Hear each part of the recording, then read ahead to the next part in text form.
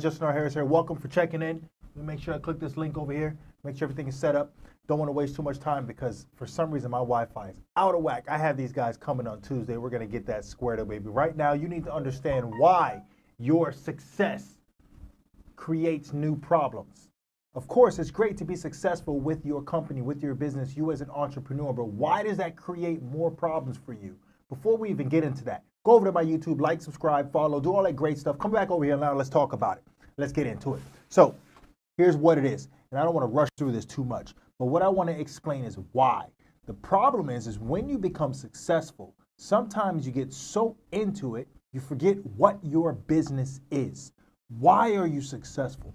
Challenge your thoughts on the business strategy, the business model, your product, or whatever it is that is becoming so successful that you just, for whatever reason it is, feel like it can never end.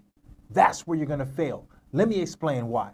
He goes, success always obsoletes the very behavior that achieved it.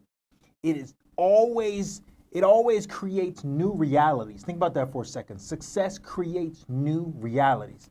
You achieve something, but then when you get there, you realize, wait a minute, right? And then you start solving new problems. If you're not blind to the fact that, how did you get there in the first place, right?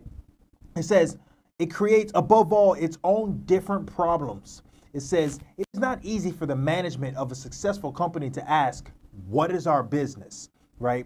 Everybody in the company thinks that the answer is obvious and they just kind of ignore the discussion, but you can't do that. It's never popular to argue with success, never popular to rock the boat, right? But that's also a good blind way to completely crash and burn. You don't want to do that. He explains, when the company is successful, is actually in effect smug, lazy, and arrogant. Think about that. You ignore it, you keep moving forward, that's it. You're going to crash, you're going to burn. You were never being innovative. You never knew why or how to keep that wheel turning. So as a result, you crash and you burn.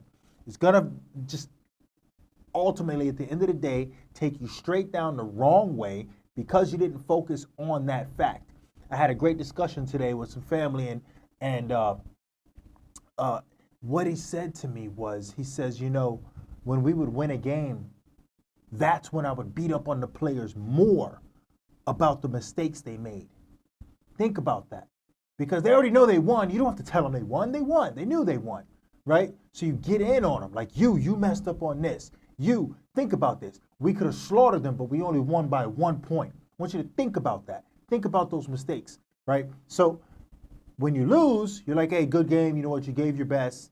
We worked hard. We all come here to practice and play hard, and those guys got you, all right? We'll see you tomorrow. Let's get on it tomorrow. We know what to do. We know what we need to do to work harder.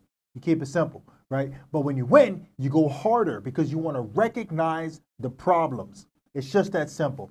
Thank you guys for checking in. That's the golden nugget. That's the action point. Ask the people you're working with, what is our business? And when you look into it, you'll